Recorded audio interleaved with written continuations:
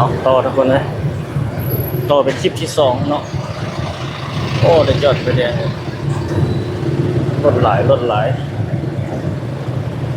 ไปหอดตอนหนุนไปเลยทุกคนคลิปนี้นะยาวๆไปเลย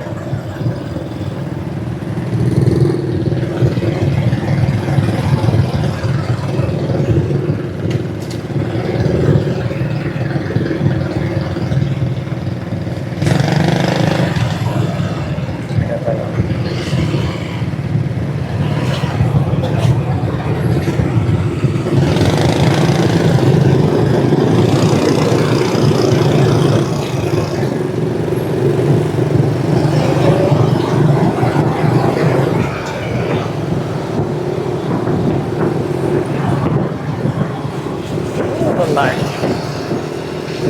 ผู้ใดขับรถเก่งนี่มันตอนรถเป็นลายมันมาไม่ได้เลยทุกคนนะนี่เอาต่อเป็นคลิปที่สองเลยทุกคนนะของแรงเมื่อวันที่1วงเลิกยังเลิกการวงนี้นะ4-5วงแรงยาวๆไปจนฮอดพุ่นเลยจนหนุนพุ่นเลย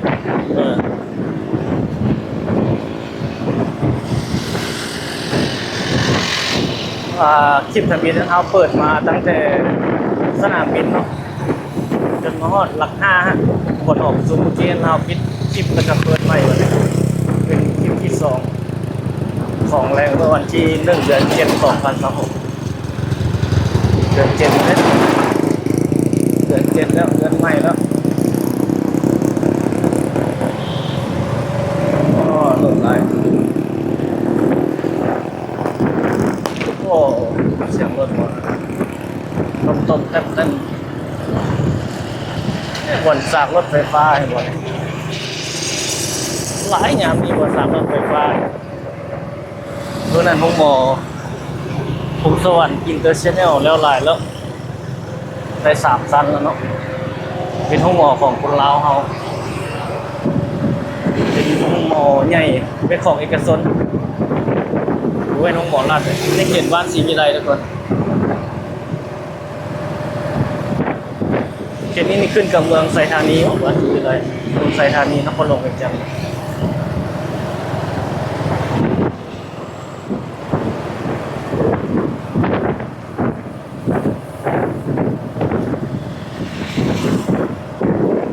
เบื้องนั้นนี่ข้าเจ้ากำลังเฮ็ดใหม่น่าจะเป็นของจีนได้ทุกคนเนี่ยเป็นรูปทรงแบบนั้นเนาะเป็นทรงแบบจีนข้าเจ้าน่าจะเฮ็ดให้ห้านอาหารเนี่ยก็ลองเบิ่งบ่แน่ใจถ้าประเทศแล้วกันจะมาอัปเดตให้เบิ่งอีกครั้งเขาก็อัปเดตไปเรื่อย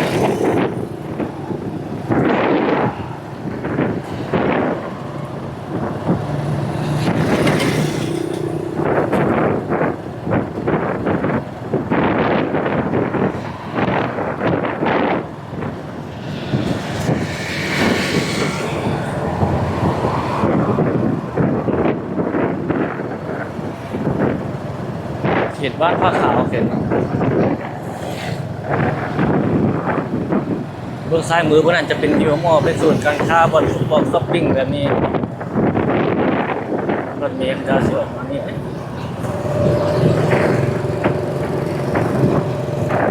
โอ้ดอกไฟเบื้องนั้นคือหุ่งไหวเลยยังบ่ทันค่ำสักหุ่งละน่าจะตั้งเวลาผิดว่ะตอนกลางคืนมันหมดมันสวยเป็นหุ่งเดียวอ่ะเจ้าตั้งเวลาผิดบางบอดเป็นหุ่งก็สวยบางบอดเพิ่งกลางคืนเพิ่งตัดอยู่นี่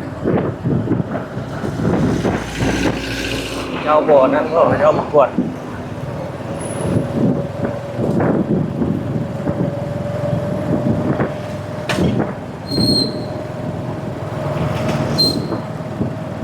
มาแถวนี้ปกตินี่รถไฟฟ้าโอ้ห้างคิดว่าคนเจ้าขายรถไฟฟ้าเบื้องนั้นหุ่งจนเทื่อนเลยทุกคนเองบอกไฟเยืองทางกันนะ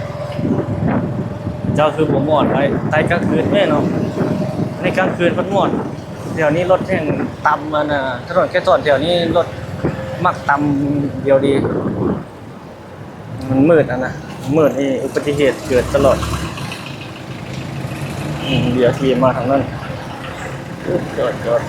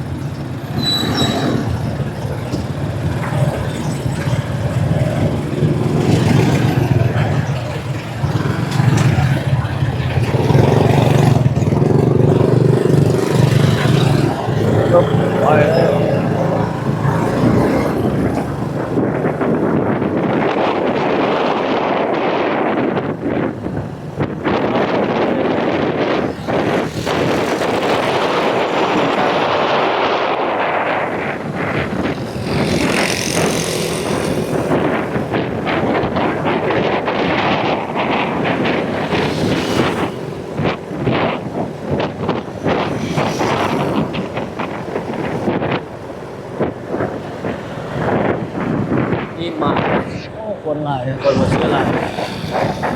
ตัวมาเก็ตอิ่มอ่ะ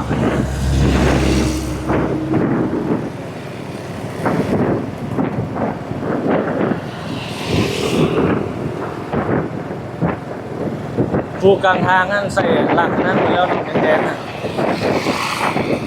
ถือว่าเข้าสู่สภาพปกติแล้ววันนี้ทางด่วนพีอาร์ทีเนี่ยก็ปรับปรุงไปมาอยู่วันนี้ก็เข้ากับสภาพแวดล้อมตอนนั้นเอาเครื่องอันนั้นใส่มากออกแล้วจะออกมาแบบนั้นเลยจวดออกมาเลยออกมาใส่ทางใหญ่จะต้องได้เลยบางคนนี่ขึ้นรถปั๊บเยอะมาปั๊บเลยเบิ่งรถจิมาเลยนะทางผู้เล่นทางซื้อร้อยมันล้อแล้วมันกดเลยเขาเชี่ยวออกมาทางไงต้องไปค่อยออกมารถผมนี้แล้วมั่นใจแล้วจึงออกมา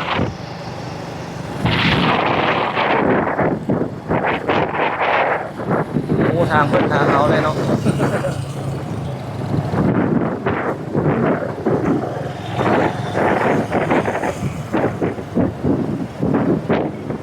โอ้จอดไฟแดงยาวเหยียดนี่ก็ได้โอ้รถไฟฟ้าไหลเลยแบบใดก็มีหมดส่งจีนนะจอดล้ามอมเขาที่จอดขายก่อนนะกินเนื้อที่ทางอยู่เซ่โอ้ไม่ได้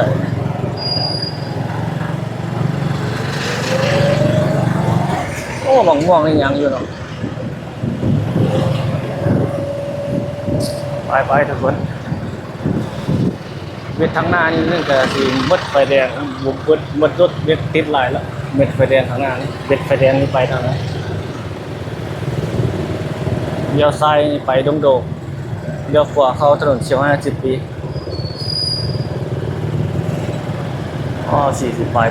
ไฟแดงทางหน้าเขาให้เศร้าด้วยเงินหลังนี้เห็นบ่พระเจ้าก็ติดป้ายให้เศร้าเงินให้เศร้าแต่ว่าแพงอยู่แถวนี้ก็ได้ยังว่าผมแพงให้เศร้าคือกันขายเพราะให้เศร้าเพราะ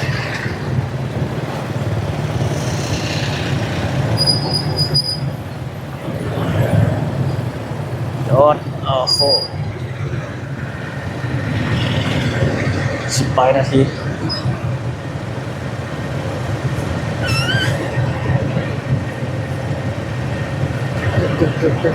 เข้าจุดไปแล้วเนี่ย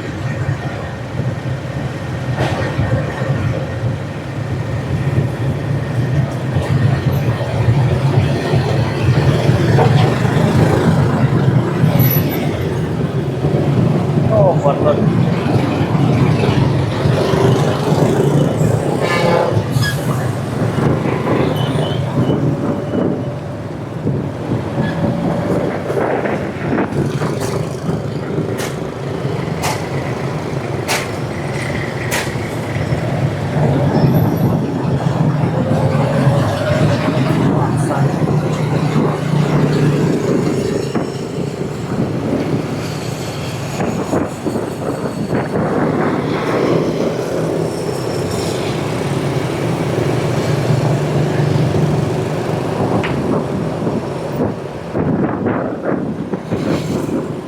ไปทางด้านนู้นแล้วคนอันนี้เซเว่นนี่เซเว่นมีเลเว่น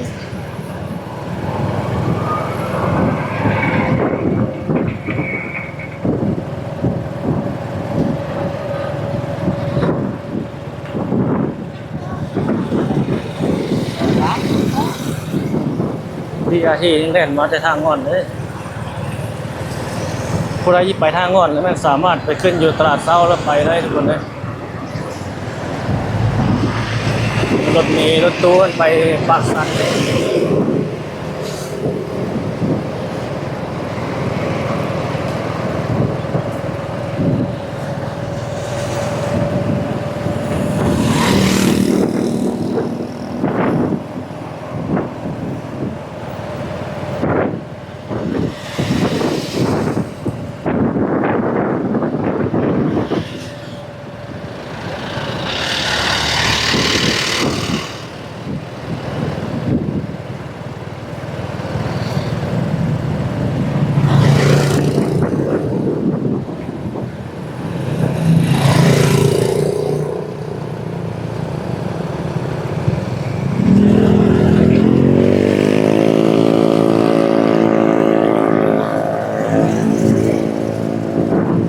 ากาศยามแรง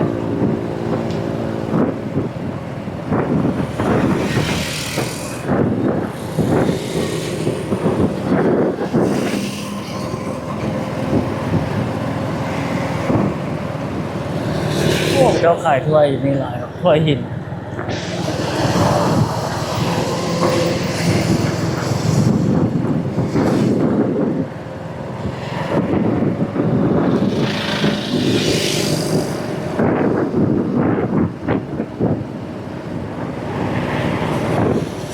เจ้าขายผักขายหมี่อย่างนี้ก็หลายแล้วโอ้แม่ซื้อแต่งใส่ผ้าแดงผ้าง่ายสบายถ้าเข้าตลาดเลยนี่ปูปลากุ้งหอยมีครบ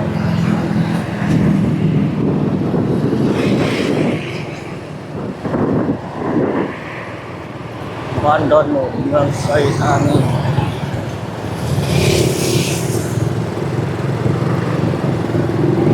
เขาดูคันดูโล30,000โอ้หลายเนาะปลูกเป็นลาฮอนี่บ่มันเป็นหมากพลอมพลมไปเราขายประตูมันขายนี่คนลาวที่ข้ามน้ำ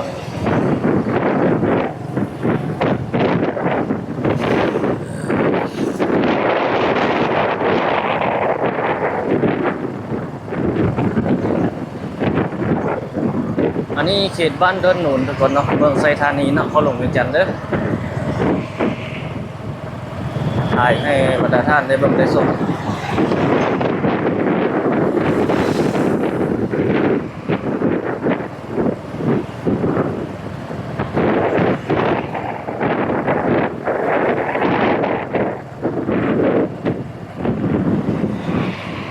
ทุโรคทุเรียน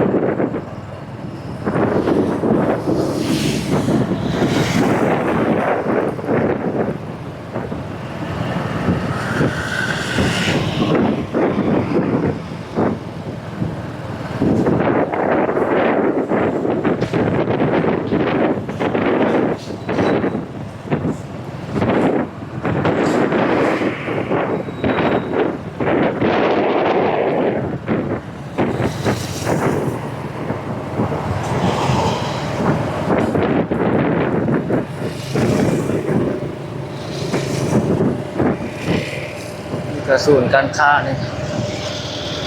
ง่ายสาขาใหญ่สุขทวี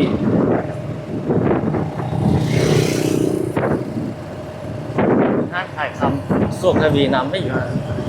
โอ้มีห้างขายคำนำเนาะ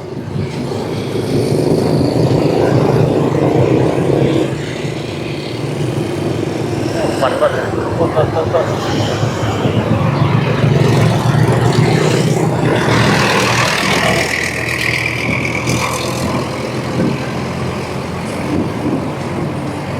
นี่เขาเจ้าคันไดมาขายอยู่ในลายเลยไอ้นี่ขายปูขายปลาผมกินซุปอะไรมันปูกินปลาตลาด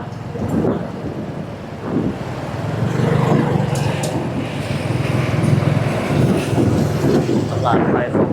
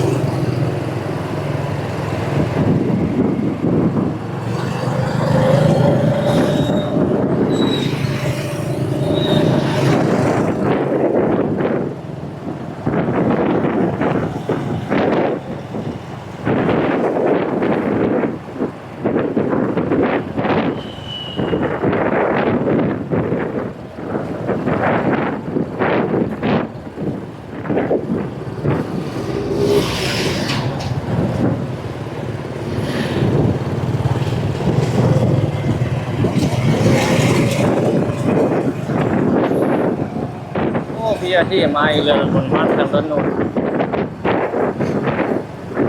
พี่อาที่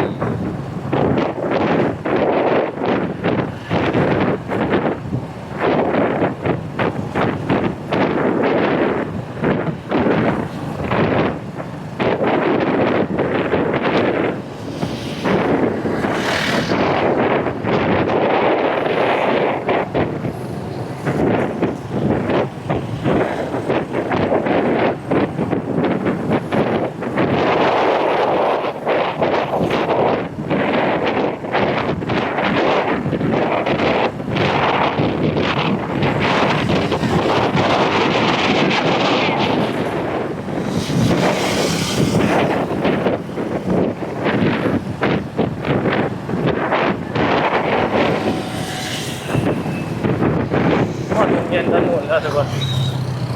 ทางหน้าเขา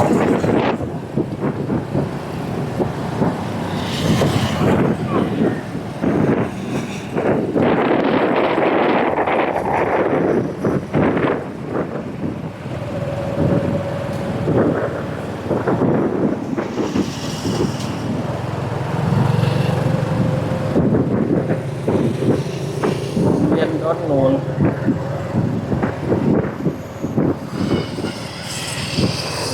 ประมาณนี้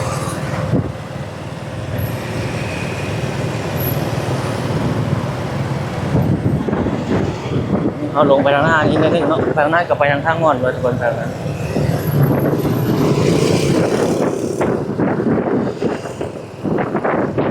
มาทางนี้ไปทาง13ใต้ทางเอาไปลงใต้วันนี้วันนี้เอาไปถ้าเอาไปจนสุดถนนสายนี้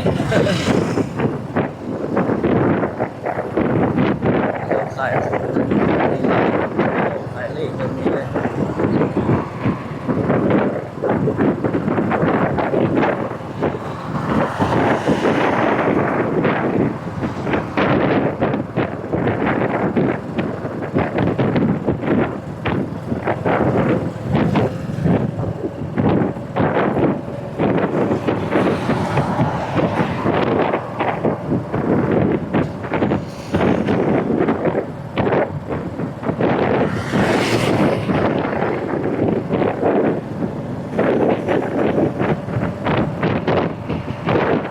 เขาก็จิไปหอดทางหน้านิดนึงแล้วเขาก็จิปิดคลิปแล้วทุกคนคลิปนี้ก็มาไกลสุดควรเนาะ